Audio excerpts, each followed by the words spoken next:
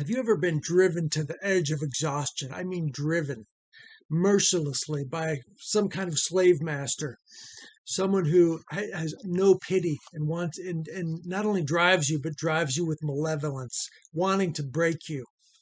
This is the this is the kind of situation that in the Crucible episode of Bonanza, Adam Cartwright found himself in. He had he had been ambushed in the desert and lost his horse, staggered into a miner's camp of a lone miner.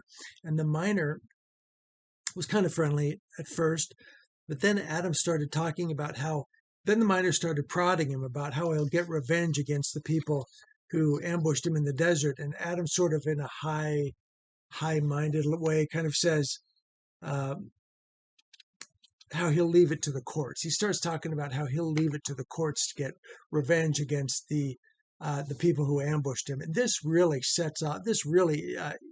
bothers the miner, who finds it despicable that Adam actually is like above getting revenge against these miners, like he's some civilized superior person who only leaves revenge to the courts.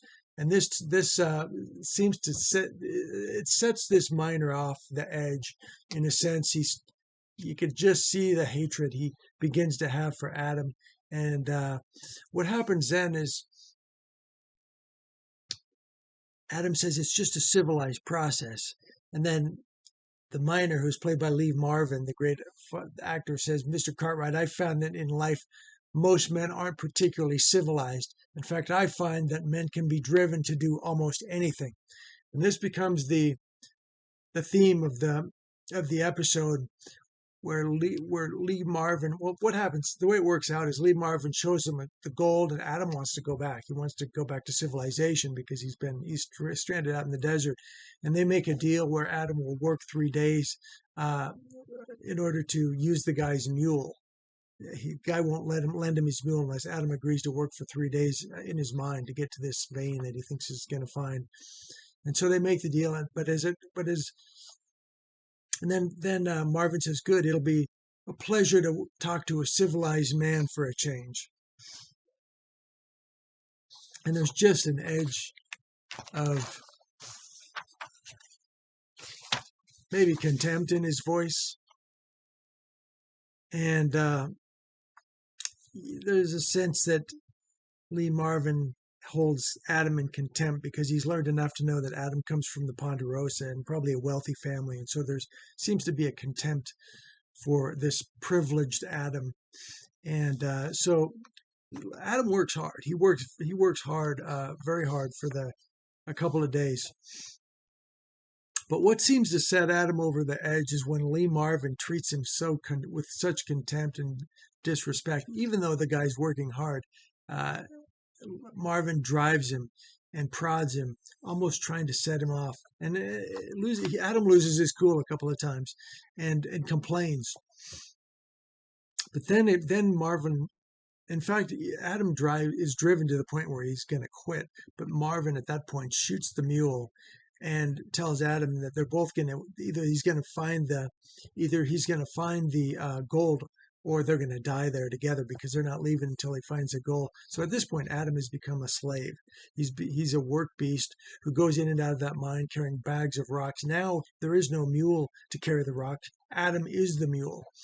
And so Marvin is fully enjoying this. He doesn't seem to do any work. He just stands around and taunts Adam when he comes out with the rocks.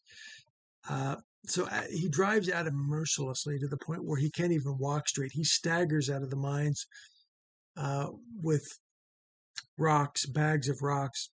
He holds back on water. He's driving him to the breaking point where he wants to see Adam's savage self emerge. Adam goes from worker to prisoner to tormented animal, but he never descends into the savagery that Marvin wants him to. He wants to see Adam try to kill him. He wants Adam to try to kill him, because then he'll get the satisfaction of showing that Adam is not really civilized, and that he's just like Marvin says, every man can be driven to be a savage. in the right circumstances. But that doesn't seem to happen with Adam. So in the end, this is Adam works very hard, but he is a little bit of he's a little bit of a complainer. I used to work as a lumberjack, and I used to work that hard all the time, and I had no slave driver. I just did it. I was my own slave driver. And I would work carrying rounds and logs out of the woods until I couldn't walk straight, till I'd be staggering out of the woods. And actually, I loved it. To be honest, I actually loved it. But nobody was making me do it. I suppose if someone was making me do it, that would have been different. I could see why Adam would complain about that. But Adam never tried to kill him, even when he had a chance to kill him. He didn't take it. And this infuriated Marvin more than anything. And finally, in the end, the Cartwrights are looking for Adam, and when they finally find him, he is dragging a litter. He's dragging a makeshift stretcher through the desert. And Haas says, he's dragging a dead man, Pa. So what happens here is Marvin's or Adam's civilization,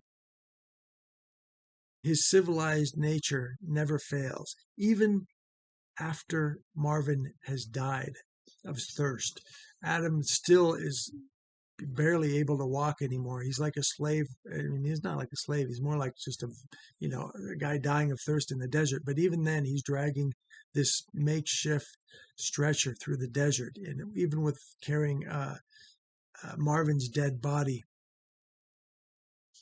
So no matter how far Adam's character was driven, he never descended into an animal. He never descended into a savage. And as we face failure and agony, and as we face hardships in life, as inevitably we do at times, we can never be broken by these things. We can never be broken by adversity or hardship, but we need to just keep staggering on one step at a time, one little attempt at a time to get out of that situation. And with it, as we adapt and overcome, we will absolutely eventually climb out of that situation, climb out of that hit, and rise again. But we can never be broken. We can never be broken. No matter, even if we're to the point of absolute exhaustion, and even if the cracks in our psychology start to show, and even if we do seem to have some kind of a breakdown, we can never stop. We can never quit or give in. We have to just keep going, even if we're metaphorically crawling, even if we're just staggering through life. We have to keep going, one little step at a time, one little goal at a time, and eventually we'll turn things around. Thanks for watching. Fight on.